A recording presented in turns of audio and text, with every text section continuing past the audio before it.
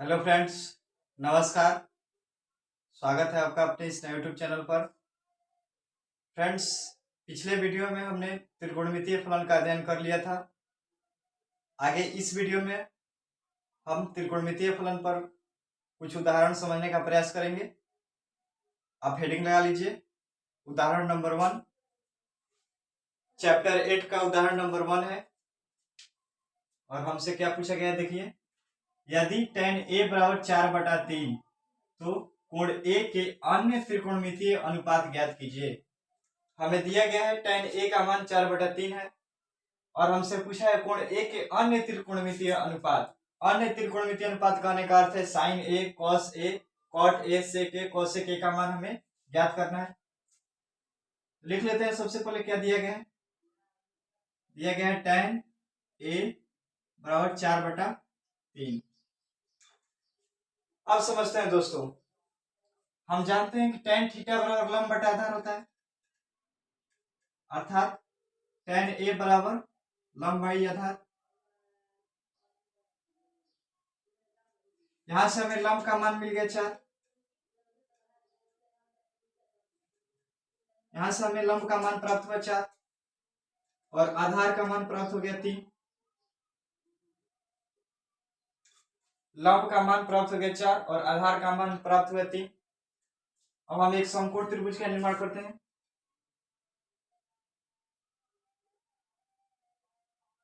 समकोण त्रिभुज A B C में, समकोण त्रिभुज ए बी सी में जिसका कोण भी समकोण है। हमें लंब का मान दिया है 4 और आधार का मान दिया है 3। कोण ए के लिए, कोण ए, हम कोण ए के लिए लेकर चलते हैं और हम जानते हैं कि कोण के सामने वाली भुजा लंब होती है, अर्थात कोण ए के लिए लंब बीसी और लंब का मान हमें दिया है 4 और आधार का मान हमें दिया है 3, अर्थात ए बी का मान दिया है हमें 3। अब हमें लंब मालूम, आधार मालूम, तो कर्ण मालूम। कैसे? पाइथागोरस प्रमेय से। अब ये पाइथागोरस प्रमेय क्या है?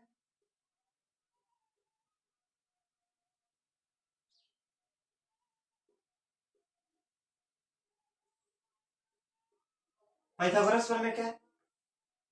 तो हमने पिछले वीडियो में अध्ययन कर लिया था कि किसी समकोण त्रिभुज में कर्ण का वर्ग शेष दो भुजाओं के वर्गों के योग के बराबर होता है।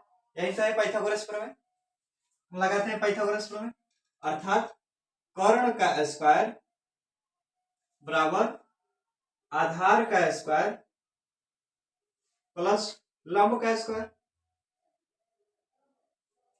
और हमें कर्ण अर्थात भुजा एसी, एसी भुजा यानी एसी का square, Aadhaar, Aadhaar A B भुजा यानी ए बी का स्क्वायर प्लस लंब यानी बीसी, बीसी का स्क्वायर।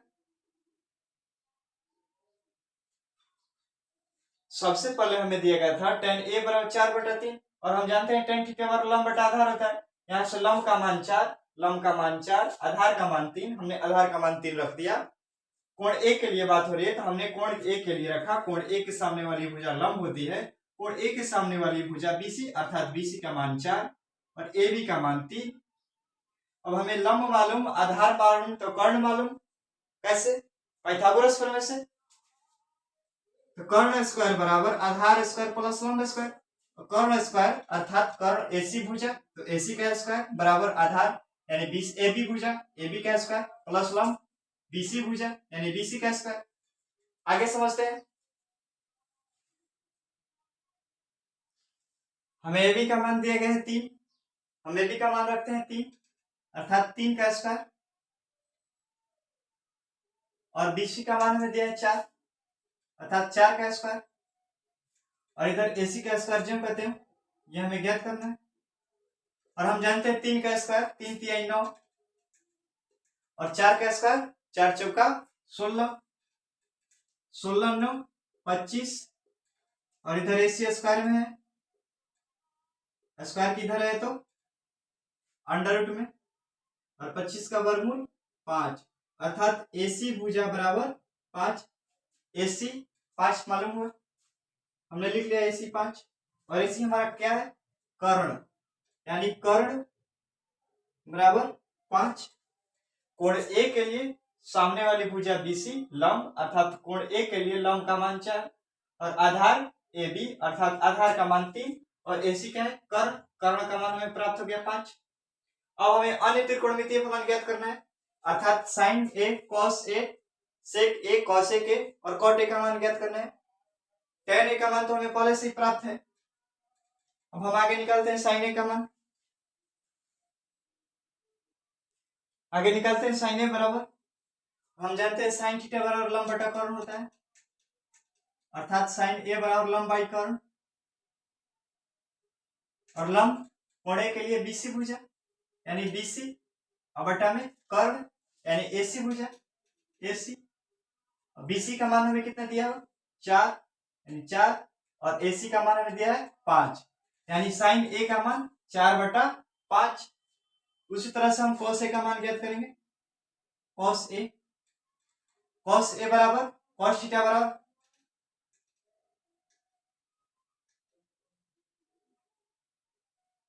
आधार बटा कर्ण होता है और कोण A के लिए आधार AB और कर्ण AC। कोण के सामने वाली भुजा लंब अर्थात BC लंब, सबसे बड़ी भुजा कर्ण यानी AC कर्ण और जो बच गया AB यानी निचला आधार, आधार AB। और हमें cos थीटा का मान मालूम है, आधार बटा कर्ण होता है और आधार हमें AB तो हमने लिख लिया AB कर्ण AC हमने लिख लिया AC और आधार का मान हमें मालूम है 3 और कर्ण 5 यानी cos A का मान 3/5। अब tan थीटा का तो मान हमें प्राप्त है और साइन का उल्टा होता है कोसेक थीटा। अब हम कोसेक A का मान समझते हैं, कोसेक थीटा बराबर क्या होता है, कर्ण बाई लंब, साइन का उल्टा कोसेक, साइन थीटा बराबर लंब बटा कर्ण होता है, कोसेक A बराबर कर्ण बटा लंब है। कर्ण का मान यानी कर्ण AC भुजा और लंब यानी BC भुजा यानी 5/4। उसी तरह cos का उल्टा होता है सेक, सेक A, सेक थीटा बराबर क्या हो जाएगा, कर्ण बटा आधार, कर्ण यानी AC भुजा, AC हम लिख लेंगे आधार, आधार यानी AB भुजा, AB भुजा लिख लेंगे। AC का मान हमें कितना दिया है 5 और AB का मान हमें 3 यानी कि सेक A का मान 5/3 और cot A का तो मान निकाले होंगे, cot A का मान हम निकालेंगे। tan थीटा का उल्टा होता है cot थीटा और हम जानते हैं tan थीटा बराबर लंब बटा आधार होता है तो cot थीटा बराबर आधार बटा लंब, आधार बटा लंब। यहां से हमें कोण A के लिए आधार AB यानी AB भुजा ऊपर लिख लेंगे हम, नीचे लंब यानी BC भुजा, BC भुजा लिख लेंगे। AB का मान हमें दिया है 3 और BC का मान हमें दिया है 4 यानी 3/4। यहां से हमने साइन A का मान निकाल लिया 4/5, cos A का मान निकाल लिया 3/5, cosec A का मान निकाल लिया हमने 5/4, sec A का मान निकाल लिया हमने 5/3, cot A का मान निकाल लिया हमने 3/4। अब कहेंगे सर cot A का tan A का मान नहीं निकाले तो tan A का मान हमें पहले से ज्ञात है, tan A के मान से हमने sin A cos A cosec A sec A cot A का मान हमें निकालना है, हमने निकाल दिया तो ये हो गए हमारे त्रिकोणमितीय फलन। अब कोई बोलेंगे सर कोण A के स्थान पर कोण C और कोण C के स्थान पर कोण A का मान रख कर देखते हैं तो क्या अलग अलग आएगा। कोण A के स्थान पर अगर हम कोण C रख दे और कोण C के स्थान पर अगर हम कोण A रख दे तो दोनों का मान बदल जाएगा, नहीं ऐसा नहीं है कि दोनों का मान बदल जाएगा, लेकिन हाँ लंब और आधार का मान जरूर बदल जाएगा। लंब और आधार ये दोनों आपस में इंटरचेंज हो जाएंगे, क्यों, क्योंकि हमने कोण का मान बदल दिया है, कोण हमने बदल दिया है और जब हमने कोण बदल दिया तो लंब और आधार का मान बदल जाएगा, लेकिन कर्ण का मान ज्यों का त्यों रहेगा, कर्ण ज्यों का त्यों रहेगा। हम कर्ण भुजा का मान बदल देते हैं अर्थात लंब हो जाएगा 3 और आधार हो जाएगा 4। समझ लेते हैं इसको भी हम समझ लेते हैं, इस तरीके से भी हम समझते हैं। मान लीजिए हमने कोण ए के स्थान पर सी कर दिया और सी के स्थान पर हमने कोण ए कर दिया, और हमें क्या दिया गया था, tan थीटा।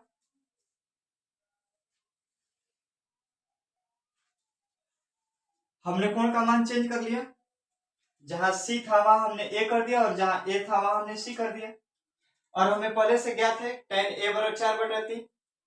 अब हम कोण ए के विषय में चर्चा करते हैं।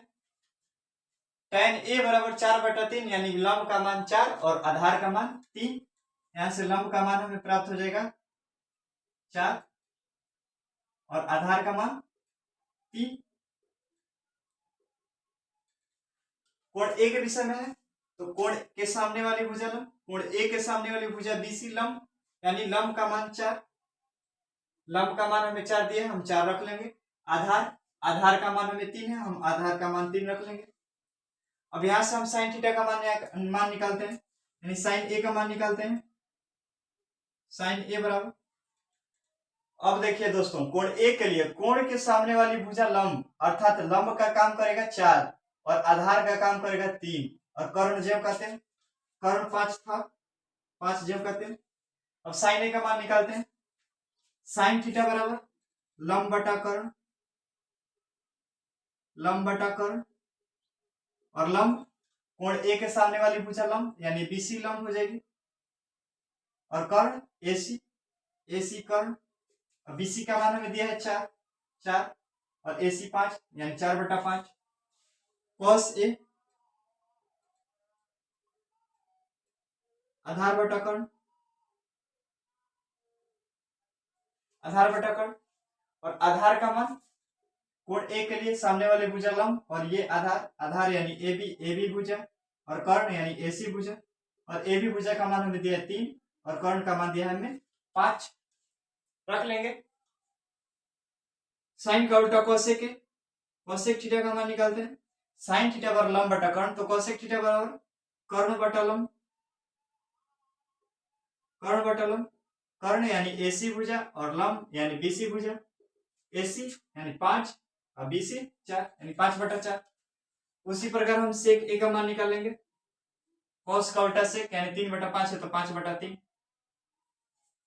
उसी प्रकार हम कॉट थीटा का मान निकालेंगे।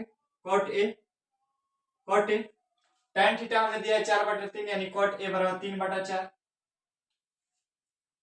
तो हम इस सवाल को ऐसे भी बना सकते हैं, जरूरी नहीं है कि हम कोण ए यहाँ पर ही माने, हम कोण यहाँ पर भी मान सकते हैं, कोण सी को हम यहाँ पर ही मान सकते हैं, या फिर हम चाहे तो कोण ए यहाँ पर मान लेंगे, कोण सी यहाँ पर मान लेंगे, किसी भी तरीके से बना सकते हैं।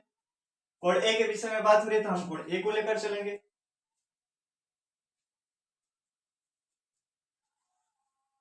आगे समझते हैं दोस्तों। आप चाहे तो इसे दूसरी विधि में लिख सकते हैं, या फिर आप चाहे तो नहीं भी लिख सकते हैं। कोई एक तरीका याद रखिएगा, या फिर कोण ए यहाँ मानिए या फिर कोण ए यहाँ मानिए, दोनों सही है।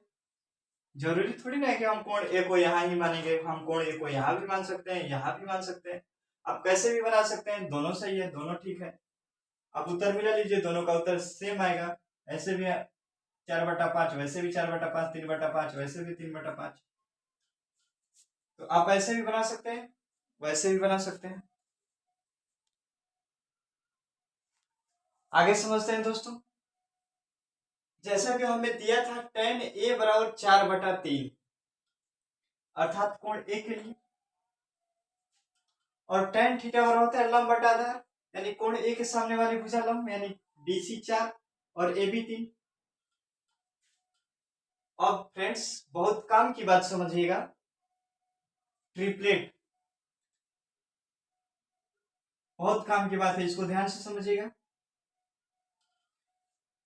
हमें दिया था tan a बराबर 4/3, हमने कोण ए के लिए tan थीटा बराबर लंब यानी 4 और बटा 3 आधार यानी AB 3, आधार हमने 3 कर दिया। अब यहां से हमें कर्ण का मान ज्ञात करना है, तो हम बार बार पाइथागोरस प्रमेय लगाते हैं। लंब और आधार का मान दिया हो तो हम कर्ण का मान निकालने के लिए पाइथागोरस प्रमेय का प्रयोग करते हैं, या फिर कर्ण और आधार का मान दिया हो तो लंब का मान निकालने के लिए पाइथागोरस प्रमेय का प्रयोग करते हैं। लेकिन ट्रिपलेट समझिए दोस्तों, ट्रिपलेट क्या होता है।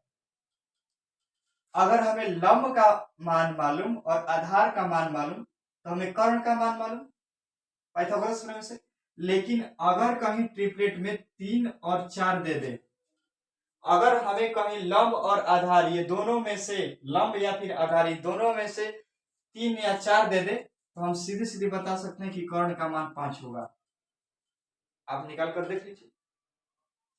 अगर हमें लंब और आधार का मान दे दे 3 और 4, तो हम सीधे बता सकते हैं कि कर्ण का मान 5 होगा। या फिर हमें कर्ण और आधार का मान दे दे, कर्ण और आधार का मान दे दे, तो हम सीधे सीधे बता सकते हैं कि लंब का मान 4 होगा। अर्थात लंब और आधार मालूम तो कर्ण मालूम। अगर हमें लंब और आधार के विषय में बोल दे कि 3 और 4 होगा, तो कर्ण का मान नीचे ही 5 होगा। इसको आप चाहें तो याद रख सकते हैं। अब दूसरा ट्रिपलेट क्या है? ये फर्स्ट ट्रिपलेट है। दूसरा 5, 12 और 13। मान लीजिए हमें आधार का मान दे दिया 5, आधार का मान दे दिया 5 और लंब का मान दे दिया 12, तो निश्चय ही कर्ण 13 होगा। निश्चय है कि कर्ण 13 होगा। या फिर आप चाहें तो आधार का मान 12 रख सकते हैं और लंब का मान 5 रख सकते हैं, तो निश्चय ही कर्ण का मान 13 होगा। आप किसी को भी आधार कर लीजिए, किसी को भी कर्ण कर लीजिए, लेकिन सबसे बड़ी भुजा कर्ण होती है, तो सबसे बड़ी भुजा कर्ण, सबसे बड़ी भुजा ही होगी। आप लंब और आधार को आपस में इंटरचेंज कर सकते हैं, लेकिन कर्ण को चेंज नहीं कर सकते हैं। सबसे बड़ी भुजा कर्ण। तो ये दूसरा ट्रिपलेट हो गया। तीसरा ट्रिपलेट देखते हैं। 8, 15, 17। उसी प्रकार हमने मान लिया आधार का मान 8 है और लंब का मान 15 है, तो कर्ण का मान भी 17 होगा। कर्ण का मान हमें 17 है। और हम मान ले आधार का मान 15 है और लंब का मान 8 है, तो कर्ण का मान 17 होगा। फ्रेंड्स, इन तीनों ट्रिपलेट को याद रखिएगा। आप चाहें तो इन तीनों ट्रिपलेट को याद रखिए। इन तीनों को याद रखने से फायदा क्या होगा? इन तीनों को याद रखने से हमें लगभग 60 से 70% क्वेश्चन अपने आप सॉल्व हो जाएंगे। लगभग 60 से 70% क्वेश्चन अपने आप सॉल्व हो जाएंगे। अपने आप सॉल्व हो जाएंगे कहने का अर्थ यह है कि हमें लंब आधार कर्ण में फंसना नहीं पड़ेगा। हम लंब आधार कर्ण ट्रिपलेट देखकर ही बता सकते हैं कि लंब कौन है, आधार कौन है और कर्ण कौन है। ट्रिपलेट देखकर हम ये बता देंगे। अब मान लीजिए हमें लंब का मान दे दिया है 15 और आधार का मान दे दिया है 8, तो हम सीधे बता देंगे कर्ण का मान 17 होगा। सीधे बता सकते हैं, हमें पाइथागोरस थ्योरम में लगाने की जरूरत ही नहीं है। अगर मान लीजिए हमें लंब का मान दे दिया 3, आधार का मान दे दिया 4, सीधे सीधे बता सकते हैं कर्ण का मान 5 होगा। या फिर हम बोल देंगे कि कर्ण का मान दे दिया है 13 और आधार का मान दे दिया है 12, तो हम सीधे बता देंगे कि लंब का मान 5 होगा। तो ये तीनों फेमस ट्रिपलेट हैं, 3, 4, 5, 5, 12, 13 और 8, 15, 17। आप इन तीनों ट्रिपलेट को याद कर लीजिए। इन तीनों ट्रिपलेट के याद करने से फायदा यही होगा कि लगभग 60% क्वेश्चन में हमें लंब आधार कर्ण की मान याद करने की जरूरत नहीं पड़ेगी। अब इसको याद कैसे रखेंगे? अब इसको याद रखने का तरीका भी देख लीजिए। याद रखने का इसको तरीका भी देख लीजिए। 3, 4, 5। और हाँ, एक बात और दोस्त, पूरी प्राकृत संख्या में जितनी भी प्राकृत संख्या या फिर पूर्ण संख्या बोल सकते हैं, जितनी भी पूर्ण संख्या है, सभी संख्याओं में सिर्फ 3, 4, 5 ही एक ऐसा ट्रिपलेट है जो समकोण त्रिभुज का निर्माण करेगा। हमने क्या बोला कि पूरी प्राकृत संख्या या पूर्ण संख्या में सिर्फ 3, 4, 5 ही एक ऐसा ट्रिपलेट है, लगातार 3, 4, 5 ही एक ऐसा ट्रिपलेट है जो समकोण त्रिभुज का निर्माण करेगा। अन्यथा कोई ऐसी लगातार 3 संख्या नहीं है जो समकोण त्रिभुज का निर्माण कर दे, अर्थात ट्रिपलेट हो जाए, लंब आधार कर्ण पर पूरी तरह संतुष्ट हो जाए। अब हम इसको याद कैसे रखेंगे? तो हमें सबसे पहले याद करना पड़ेगा 3, 4, 5। पहला ट्रिपलेट हमें याद करना पड़ेगा 3, 4 और 5। अब 5 के बाद 3, 4, 5 और 5 के बाद 4 3 7 और 7 5 12। हमने मान लीजिए याद कर लिया 3 4 5, तो 4 3 7 और 7 5 12, 12 हो जाएगा। और ये लास्ट वाला 5 जेब करते हैं, लास्ट वाला 5 जेब करते हैं, हो जाएगा 3 4 5 हमने याद कर लिया, तो लास्ट वाला 5, 5 के बाद 4 3 7 7 5 12, 12 हो जाएगा। और 12 से एक अधिक 12 1 13, 12 1 13। अगला ट्रिपलेट को याद रखने का तरीका 5 3 8, 12 4 16, लेकिन 16 से एक कम, 16 से एक कम, 16 से 15, 16 से एक कम 15, और 13 5 18, 18 से एक कम 17। तो आप इन तीनों ट्रिपलेट को याद रखिएगा 3 4 5, 5 12 13 और 8 15 17। 3 4 5, 5 12 13 और 8 15 17, 2-4 बार बोलिएगा, खुद से याद हो जाएगा, कोई बहुत बड़ी बात नहीं है। 3 4 5, 5 12 13 और 8 15 17। आगे समझते हैं दोस्तों। ट्रिपलेट हमें याद हो गया 3 4 5, 5 12 13 और 8 15 17। आगे समझते हैं उदाहरण नंबर 2। उदाहरण नंबर 2 में हमसे क्या बोला है, यदि कोण बी और कोण क्यू ऐसे न्यून कोण हो जिससे कि साइन बी बराबर साइन क्यू, तो सिद्ध कीजिए कि कोण बी बराबर कोण क्यू। अर्थात हमें दिया गया है कि कोण बी और कोण क्यू ये दोनों न्यून कोण है, और हमें साइन बी और साइन बी और साइन क्यू इन दोनों कोण का, दोनों साइन का मान बराबर दिया है। तो हमें सिद्ध करना है कि कोण बी और कोण क्यू ये दोनों कोण आपस में बराबर हैं। समझते हैं। त्रिभुज में न्यून कोण, हमने पिछले वीडियो में अध्ययन कर लिया था कि एक त्रिभुज में, एक समकोण त्रिभुज में कम से कम 2 और अधिक से अधिक 3 न्यून कोण खींचे जा सकते हैं। तो हमें यहाँ पर बोला है कोण बी और कोण क्यू ये दोनों न्यून कोण है, और हम ये बात जानते हैं कि त्रिकोणमिति में जब भी बात होगी तो समकोण त्रिभुज पर बात होगी, अर्थात तीसरा कोण नीचे ही समकोण होगा। जब बी और क्यू दोनों न्यून कोण है, अगर एक त्रिभुज में बी और क्यू दोनों न्यून कोण है और हम त्रिकोणमिति पढ़ रहे हैं, तो तीसरा कोण निश्चय ही समकोण होगा। अगर ये त्रिकोणमिति की बात ना होती तो हम बोल सकते थे कि तीसरा कोण अधिक कोण होगा, हम बोल सकते हैं कि तीसरा कोण अधिक कोण होगा, ये दोनों कोण न्यून कोण हो सकता है, लेकिन ये तीसरा कोण अधिक कोण होगा। लेकिन हम त्रिकोणमिति पढ़ रहे हैं, तो त्रिकोणमिति में समकोण त्रिभुज अर्थात 90 डिग्री, और बाकी ये दोनों कोण न्यून कोण। तो हमने एक को क्यू मान लिया, एक को हमने बी मान लिया, और हमने समकोण वाले को ए मान लिया। अर्थात हमने एक त्रिभुज ए बी क्यू, एक समकोण त्रिभुज का निर्माण किया, और हम जानते हैं कि कोण ए यहाँ पर समकोण है। अगर समकोण ए है तो बी और क्यू दोनों न्यून कोण होगा। हम ये बात पिछले वीडियो में जान चुके हैं कि अगर एक त्रिभुज में एक समकोण है तो 2 कोण नीचे ही न्यून कोण होंगे, ये बात हम जान चुके हैं। और हमें यहाँ पर बोला भी है कि बी और क्यू दोनों न्यून कोण है, बी और क्यू दो न्यून कोण है। आगे समझते हैं। बी और क्यू दोनों न्यून कोण है। न्यून कोण कहने का अर्थ है जिस कोण की माप 0 डिग्री से अधिक और 90 डिग्री से कम हो उसे हम न्यून कोण कहते हैं। तो बी और क्यू न्यून कोण है, और हमें दिया है साइन बी बराबर साइन क्यू, हमें ये बात दी रखी है साइन बी बराबर साइन क्यू। और हमें सिद्ध क्या करना है,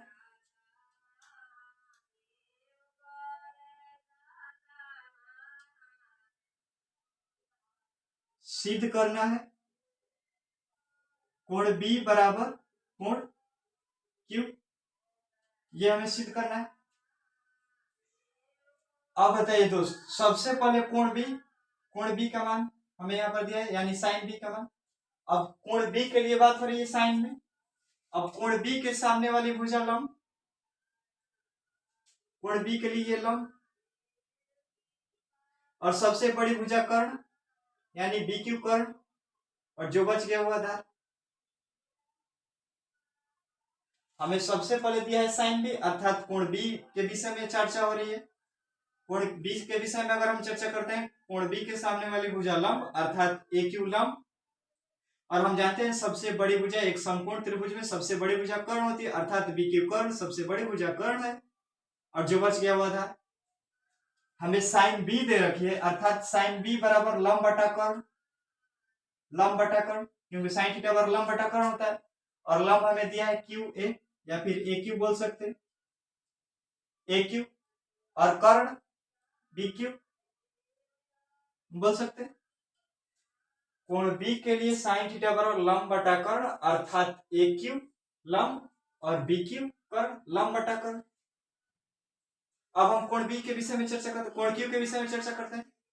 कोण क्यू के लिए कोण के सामने वाली भुजा लंब, अर्थात कोण क्यू के लिए लंब ए बी, कोण क्यू के लिए लंब ए बी, तो हमने लिख लिया लंब, और आधार ए क्यू, और कर्ण ज्यों कहते हैं, कर्ण ज्यों कहते हैं। तो साइन क्यू के लिए साइन थीटा बराबर लंब, लंब अर्थात ए बी, और कर्ण बी क्यू, बी क्यू। अब बी क्यू से बी क्यू कट गया, हमें क्या मालूम हुआ, ए क्यू बराबर ए बी, ए क्यू और ए बी ये दोनों आपस में बराबर है, अर्थात ए क्यू भुजा और ए बी भुजा ये दोनों भुजाएं आपस में बराबर है। और हमें सिद्ध क्या करना था कि कोण बी और कोण क्यू ये दोनों कोण आपस में बराबर है। ए बी भुजा और ए क्यू भुजा ये दोनों भुजाएं आपस में बराबर है, और हम जानते हैं कि समान भुजाओं के समूह कोण आपस में बराबर होते हैं। अगर दो भुजाएं आपस में समान हैं तो इनके सम्मुख कोण भी आपस में समान होंगे। आप चाहे तो नीचे लिख सकते हैं कि हम जानते हैं कि समान भुजाओं के, हम लिखेंगे नहीं, बोल देते हैं, आप चाहे तो लिख लीजिए। हम जानते हैं कि समान भुजाओं के सम्मुख कोण आपस में बराबर होते हैं। हम जानते हैं कि समान भुजाओं के सम्मुख कोण आपस में बराबर होते हैं। हम जानते हैं कि समान भुजाओं के समूह कोण आपस में बराबर होते हैं, अर्थात ए क्यू भुजा और ए बी भुजा ये दोनों भुजाएं आपस में बराबर है। ए क्यू और ए बी ये दोनों भुजाएं आपस में बराबर है, और अगर ये दोनों भुजाएं आपस में बराबर हैं तो दोनों भुजाओं के सम्मुख कोण भी आपस में बराबर होंगे। और ए बी भुजा का सम्मुख कोण कोण क्यू, ए बी भुजा का सम्मुख कोण कोण क्यू, और बी क्यू भुजा ए क्यू भुजा का सम्मुख कोण कोण बी, ए बी भुजा का सम्मुख कोण कोण क्यू और ए क्यू भुजा का सम्मुख कोण कोण बी, अर्थात कोण बी बराबर कोण क्यू। हमने कैसे दर्शाया कोण बी बराबर क्यू, एक बार और समझ लेते हैं। हम जानते हैं कि समान भुजाओं के समूह कोण आपस में बराबर होते हैं, अर्थात ए बी भुजा और ए क्यू भुजा ये दोनों भुजाएं आपस में बराबर हैं, और जब ये दोनों भुजाएं आपस में बराबर है तो इनके समूह कोण भी आपस में बराबर होंगे। तो ए बी भुजा के लिए समूह कोण कोण क्यू, ए बी भुजा के लिए समूह कोण कोण क्यू, ए बी भुजा के लिए सम्मुख कोण कोण क्यू। सम्मुख कहने का अर्थ है मुख के सामने, ए बी के मुख के सामने क्यू, और ए क्यू सम्मुख कोण बी, ए क्यू भुजा के सम्मुख कोण कोण बी, अर्थात अगर ए क्यू बराबर बी क्यू है, अगर ए क्यू बराबर ए बी है, ए क्यू बराबर ए बी, तो ए बी भुजा का सम्मुख कोण क्यू और ए क्यू भुजा का सम्मुख कोण बी, अर्थात ये दोनों कोण भी आपस में बराबर होंगे। कोण बी बराबर कोण क्यू, ये दोनों कोण आपस में बराबर होंगे। नीचे लिख लीजिए, सिद्ध हुआ।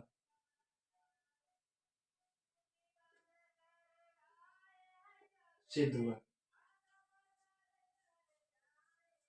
स्क्रीनशॉट ले लीजिए।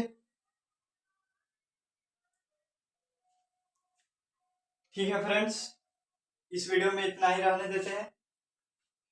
आगे अगले वीडियो में समझने का प्रयास करेंगे। आगे हम समझेंगे उदाहरण नंबर 3 से।